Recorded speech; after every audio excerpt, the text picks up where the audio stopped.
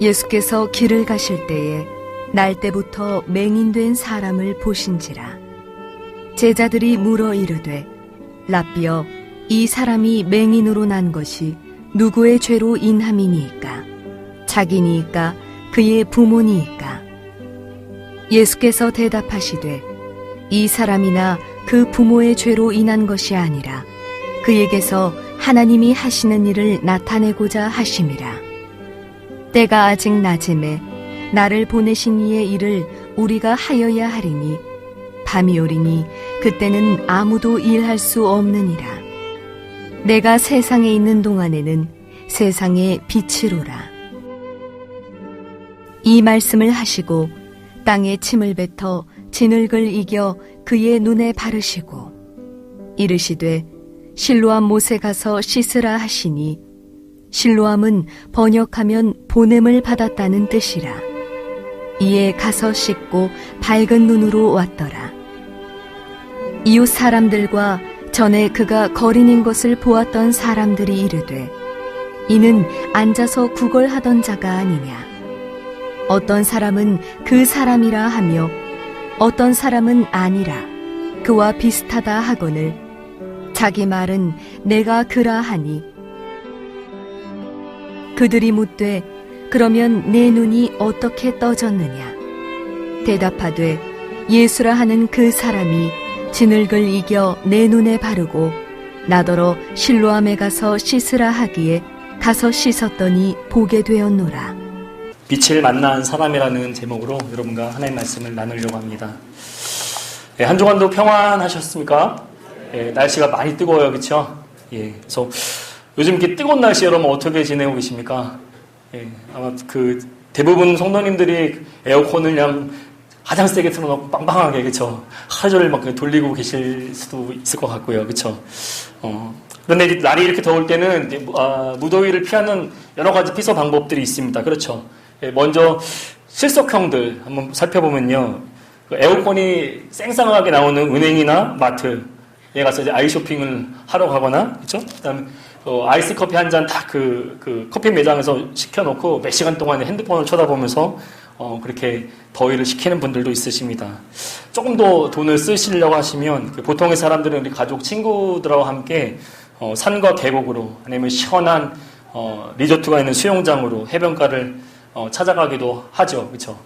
근데 어떤 사람들은 아예 그냥 이열치열로 그냥 찜질방이나 사우나를 찾아가지고 더위야 네가 이기냐 내가 이기냐 보자 이렇게 하면서 한번 해보자 하는 사람들도 있으실 것 같습니다.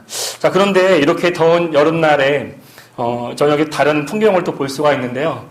그것은 그 시원함과 화려한 그 불빛을 함께 누릴 수 있는 분수쇼일 것입니다. 시원한 물줄기가 다양한 각도에서 뿜어 나오는데 여기에 오색 찬란한 빛들이 수시로 바뀌어가면서 정말 사람들의 시선을 사로잡는 빛의 이야기가 진행됩니다. 그런데 사람들은 왜 이 빛에 매료되는 것일까요? 그것은 빛이 가지고 있는 속성, 즉 오색 찬란함과 화려함이 있고 또 어두운 곳을 환하게 비춰주는, 또 사람들을 안심시켜주기 때문입니다. 아무래도 어두운 곳들은 사람들이 기피하거나 두려워하기 때문이겠죠. 여러분, 옛날에 한 영화를 소개하려고 합니다. 이 영화 속의 주인공은 앙리 샤리에르라고 하는 사람이었는데요. 이 사람은 살인죄 누명을 쓰고 무기수로 독방에 갇혀 있으면서 여러 차례 감옥을 탈출하려고 합니다. 간식이 없고다 보니까 그 습하고 더러운 데서 막 거미, 바퀴벌레가 우글우글거리는 데서 그걸 막 바퀴벌레를 먹는 장면이 나오죠. 혹시 이 영화 제목이 뭔지 아시겠습니까? 빠삐용입니다. 네, 이 빠삐용.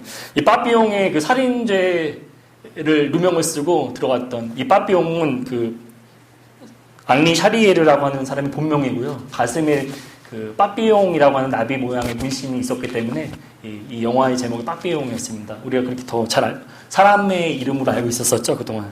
그런데 이 사람이 노인이 될 때까지, 젊은 날에 살인죄 누명을 쓰고 노인이 될 때까지 이 악마의 섬에서 계속해서 몸이 성하지도 않은 채 목숨을 걸고 탈출을 하고자 했던 이유가 뭔지 아십니까? 빛이 없었기 때문이고 자유가 없었기 때문이겠죠. 그렇죠? 오늘 이 본문에서는 이와 같은 비슷한 남자를 소개합니다. 그가 그 태어날 때부터 이 사람은 그 빛을 보지 못하는 그 선천적인 장애를 가지고 있었죠. 생각해 보세요. 우리 한 남자하고 여자가 이렇게 결혼을 했습니다. 그 가정을 이루고 아이를 낳았어요. 10개월 동안 배에 품고 아이가 탁 나왔는데, 근데 이게 웬 날벼락입니까? 눈을 잘 못 뜨는 거예요, 아이가. 처음에는 하루 이틀은 그러려니 하고 지나가는데 며칠씩 지나가도 아이가 눈을 잘 뜨지도 못하고 엄마 아빠하고도 눈을 잘 마주치지도 못하는 거예요. 자, 그런데 가장 슬픈 거는요, 이 아이를 치료해 줄 돈이 그런 재주가 없다는 것입니다. 지금으로부터 2000년 전에 그 예루살렘에서 또 그 이스라엘의 대다수의 서민들은 땅바닥에다가 회막집을 짓고 살았어요. 굉장히 가난했죠. 빵도 그 누룩빵을 먹으면서 그 밥을 먹었습니다.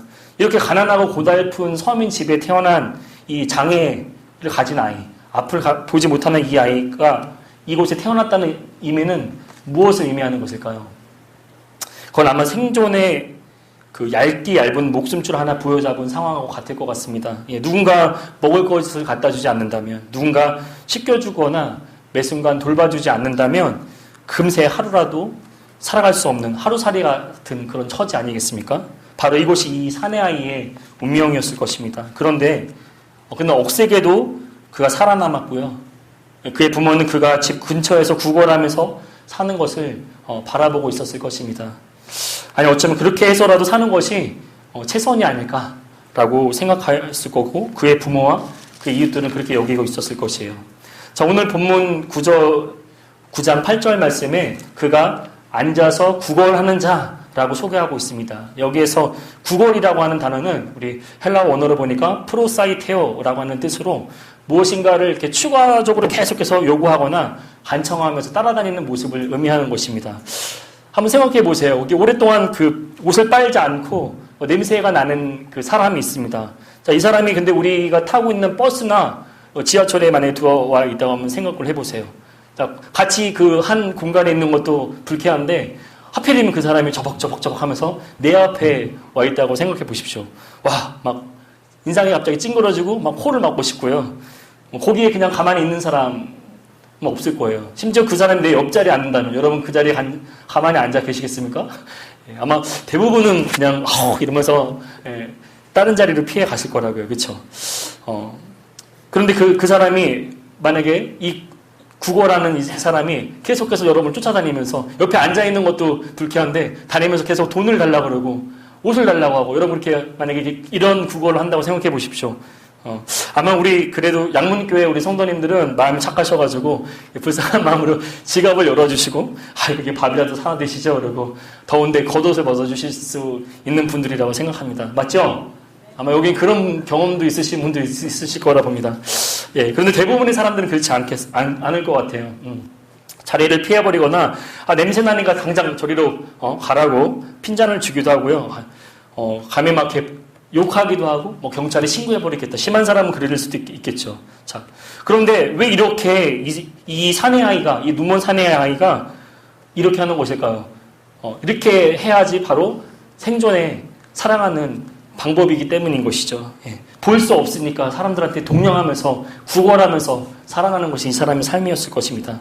자, 그런데 이런 장애보다 더 힘들었던 것은 뭐냐면요, 바로 사람들의 냉대, 차가운 시선이었어요. 분명 자기를 바라보는 사람들의 모습을 볼 수는 없었겠지만 그들이 자기를 향해 던지는 그 소리는 들을 수가 있었습니다. 야, 넌 무슨 죄를 이렇게 지어서 태어날 때부터 볼 수가 없냐? 니네 부모님이 죄를 많이 져서 그런 거야. 넌 하나님께 저주받았어. 너 같은 인간 하나님께 예배드리러 성전에 올 자격도 없어. 자, 그런데 이런 독설들이 아무런 근거도 없는 이야기일까요? 아닙니다. 모두 당시 사람들이 율법을 근거로 해서 이 시대 사람들의 생각 속에서 편만히 자리 잡고 있었던 생각이라는 것이죠. 우리 말씀만 함께 보시겠습니다. 스바냐서 1장 17절 보니까 내가 사람들에게 고난을 내려 맹인같이 행하게 하리니 이는 그들이 나 여호와께 범죄하였음이라. 자, 예, 고난을 내려 소금같이 하나님께서 고난을 주어서 소금이 되었다 이렇게 생각한다는 거예요. 자, 레위기 22장 21절 말씀 보겠습니다. 너희는 눈먼 것이나 상한 것이나 지체에 배임을 당한 것이나 종기 있는 것이나 습진이 있는 것이나 비루 먹은 것을 여호와께 드리지 말며 이런 것들을 제단 위에 화제물로 여호와께 드리지 말라. 아멘. 예. 그는 분명히 자신이 보지 못하고 있음을 그 누구보다도 한탄하고 원망을 하고 있었을 것입니다. 거지라고 놀리는 동네 꼬마들뿐만 아니라 너는 죄인이다라고 하면서 날마다 각인 지켜주었던 그 이웃들을 향해서 무엇보다도 명절이면은 남자로서는 그래도 1년에 3번은 여호와께 보이러 성전에 올라갔어야 되는데 그마저도 못했던, 그 기회마저 없었던 그 자신을 왜 내가 이렇게 죄 가운데서 태어났을까 하고 부모를 원망하면서 자신의 인생을 저주하였을 수도 있습니다. 그는 육신으로도 맹인일 뿐만 아니라 영적으로도 심령으로도 그는 맹인이었습니다. 그런데요, 이렇게 불쌍하고 눈멀고 이러한 사내를 살아보겠다고 억적같이 살아가고 있었던 그 사람을 향하여서 주님이 그를 지나가시다가 그를 보십니다. 그를 보신다고 하는 이 표현에서 에이덴이라고 하는 그 헬라어 표현은요, 그냥 지나가는 강아지 쳐다보시는 게 아닌 거예요. 예수님이 바라보셨는데 그거를 의도적으로 지각하고 주목을 하시면서 보셨다는 것을 의미합니다. 자, 주님은 우리의 인생을 이렇게 통찰하여 주십니다. 여호와 로히, 곧 감찰하시는 하나님, 저 멀리 하늘 보좌에서 우리들의 모든 상황을 담나무 불 구경만 하고 계시는 것이 아니라 오늘도 불꽃 같은 눈동자로 우리를 하나하나 살피시면 우리는 믿고 있어야 할 것입니다. 이것은 마치 엄마의 품에서 잠시 떠난 그 어린아이가 안전사고가 나지 않도록 끝까지 그 아이에게 눈길을 떼지 못하는 그 엄마의 그 마음과 같은 것이죠. 그리고 그 아이를 달려가서 금방 올려드리는 아버지와 같은 마음일 것입니다. 예수님은 바로 그 남자 앞에 서서 이렇게 말씀하십니다. 내가 세상의 빛이다. 이 말씀은 먼저 요한복음 8장 12절에 먼저 나타납니다. 이 말씀은 예수님께서 가늠하다가 잡힌 여인을 풀어보내신 이후에 다음날 아침 예루살렘 성전 마당에서 이 말씀을 선포하셨어요. 내가 세상의 빛이다 라고. 주석가들은 이 장면이 당시 예수님께서 이스라엘의 명절인 초막절에 여인들의 뜰에 서서 놓여 있었던 그 4개의 촛불 앞에서 하신 말씀이라고 설명하고 있습니다. 예수님은 여인들의 뜰에 있는 촛불 앞에 서서 이와 같이 말씀하시는 거예요. 에고 에이미, 곧 나는 나다. 이 표현은 하나님 자신에게만 사용하셨던, 부르셨던 표현이셨습니다. 그런데 지금 이 순간 예수님은 그의 제자들과 이 눈먼 산의 앞에서 자신이 바로 에고 에이미, 나는 나다, 나는 세상의 빛이다 라고 말씀을 해주고 계시는 것입니다. 성경은 우리가 아직 죄인 되었을 때, 우리가 연약했을 때, 우리가 어둠 가운데 있을 때 주님이 우리 안으로 빛으로 오셨음을 말씀해 주고 계십니다. 우리 요한 1서 9장 10절 말씀 함께 낭독해 보시겠습니다. 시작.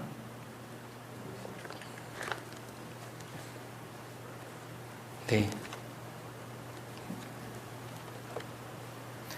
네. 참 빛 곧 세상에 와서 각 사람에게 비추는 빛이 있었나니 그가 세상에 계셨으며 세상은 그로 말미암아 지은 바 되었으되 세상이 그를 알지 못하였고. 네. 아멘.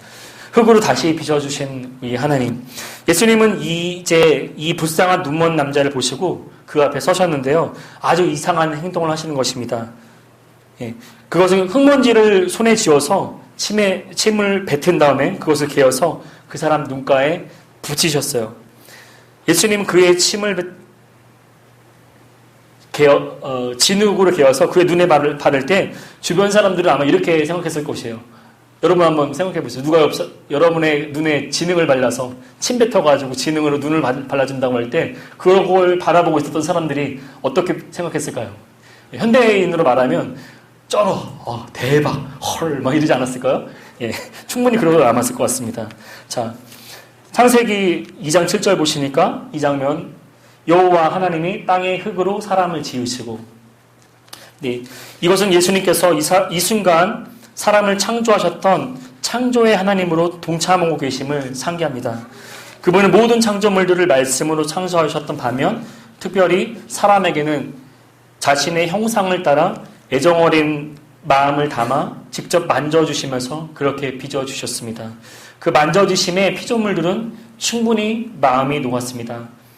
혹시 상상이 되지 않는다면 여러분들을 바라보면서 말없이 쓰다듬어 주셨던 여러분의 옛날 옛적 할머니의 따스한 손길을 생각해 보시기 바랍니다. 스바냐 3장 17절 말씀 함께 낭독하시겠습니다.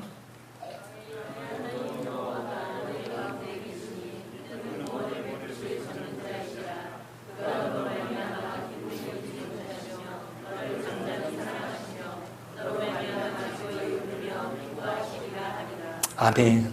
네, 그렇습니다. 그분은 우리를 이렇게 어여삐 보시고 여러분 한 분 한 분을 최고의 기쁨으로 여기시며 우리의 이름을 부르고 계신다는 걸 잊지 마시기 바랍니다. 아멘.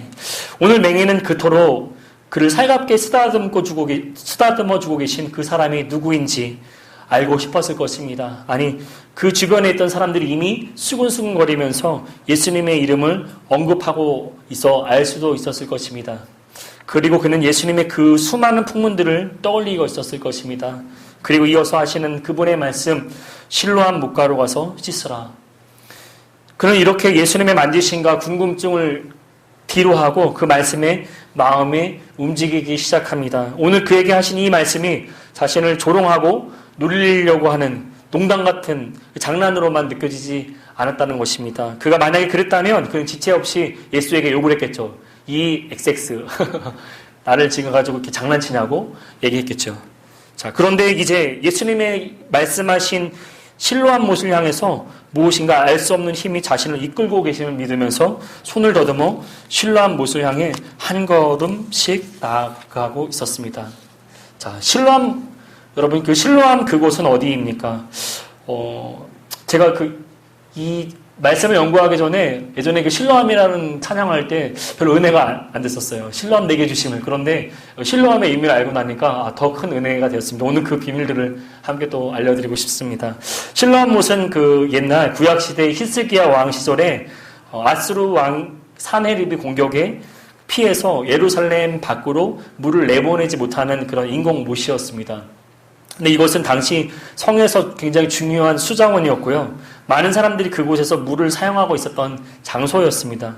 또 출애굽 사건을 기념하는 유대 민족의 큰 명절 초막절에 사람들이 그곳에서 일주일 동안 물을 길어서 성전 제단에 올리는 장소이기도 했습니다. 자, 예수님은 명절이 끝날에 숱한 사람들이 그 실로암 못에서 물을 퍼날르느라 물이 부족하고 있을 그때 메말랐던 실로암을 향하여서 그 앞에 서서 이렇게 외치시는 것입니다. 자, 요한복음 7장 37절 말씀 함께 읽겠습니다. 시작.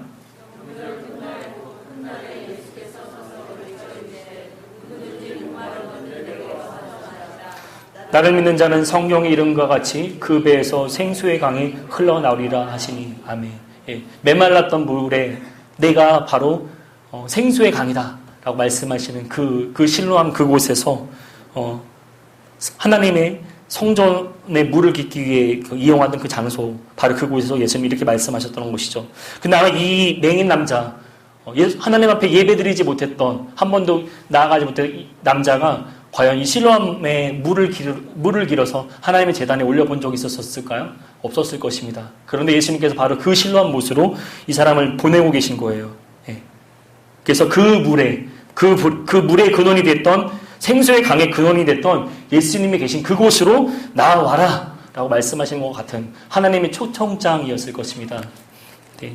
신체적으로도 정신적으로도 눈이 멀어 있었던 그에게 예수님의 말씀에 순종하여 그의 눈을 그 실로암 물에 씻었을 때 그는 비로소 하늘을 난생 처음 볼 수 있었고 하나님의 한량없는 은혜를 경험할 수 있었을 것입니다. 그는 참된 메시아임을 깨달았을 것입니다.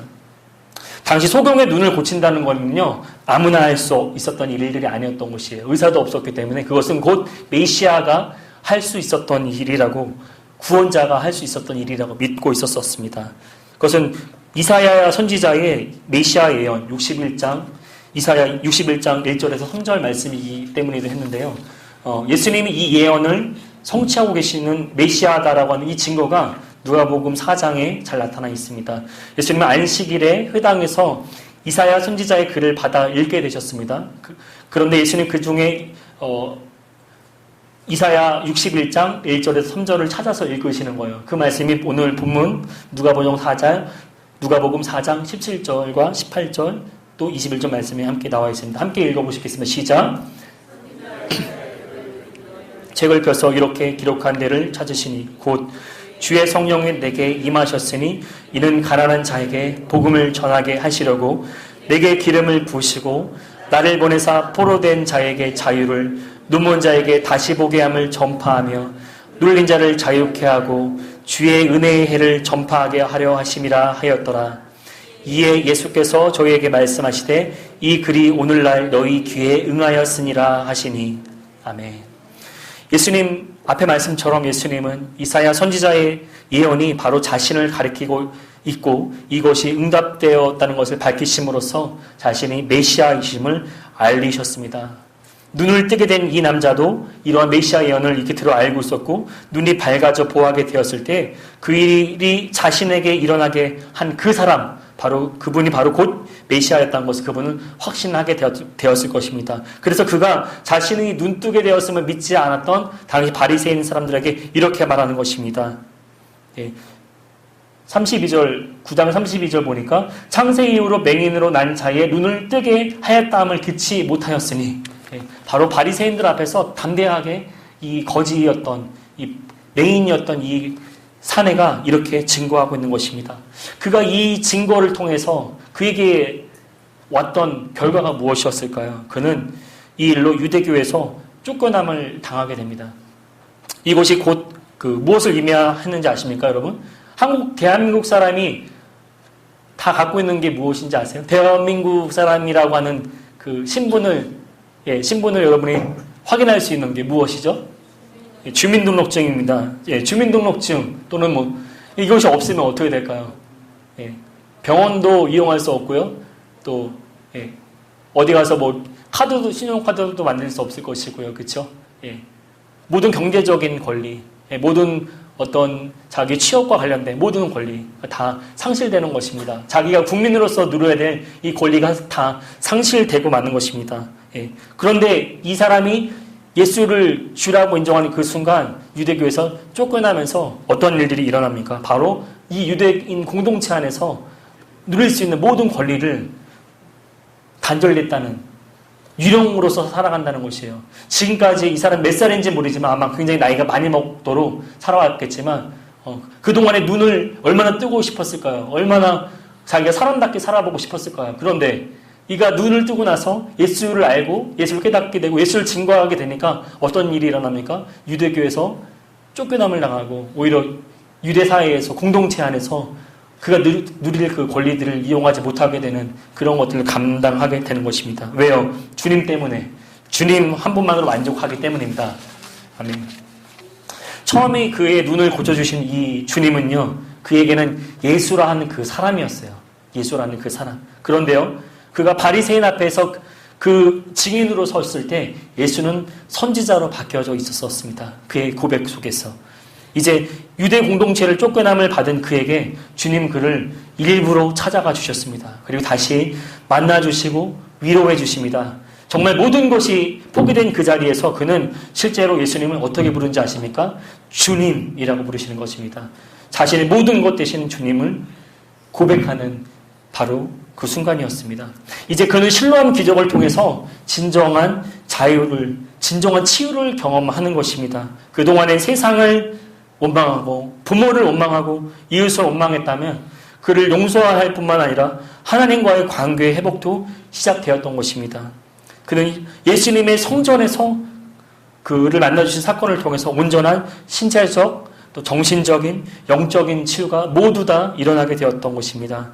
예수님의 하신 이 말씀이 온전히 이루어지고 있었던 그 순간이었습니다.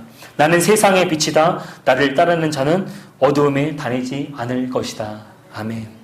자, 오늘 우리가 이제 이 사람의 이야기를 가지고 우리가 함께 적용해 보는 시간을 갖겠습니다. 그는 맹인이었지만 예수님을 만남으로 빛을 얻었던 사람이었습니다. 이 사람은 첫 번째 그의 삶에 담대함을 갖게 되었습니다. 그는 증거하는 삶을 살게 되었습니다. 자신을 저주하고 무시했던, 네가 우리를 가르치느냐? 라고 했던 그 바리새인들 앞에서 당당하게 내가 치유받은 나는 증인이다. 나는 주님의 제자다라고 말을 하고 있는 것입니다. 우리도 우리의 삶 속에서 예수님을 만난 증거를 여러분 이웃에게 당당하게 증거하면서 살아가고 계십니까? 나는 주님의 제자야. 나는 예수님을 믿는 그 사람이야. 내게는 예수님의 흔적이 있어. 그런 말을 말씀하고 계십니까? 그렇게 되는 증거를 갖고 계신 여러분 되기를 축복합니다. 두 번째, 그분은 이 사내에게 진정한 자유를 누리게 하셨습니다.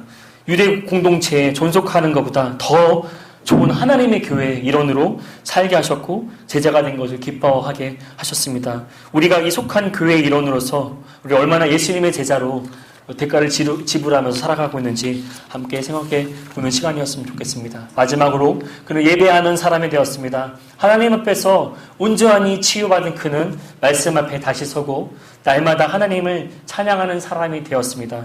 우리 입에 하나님을 날마다 찬미하는 감사의 제사가 있습니까?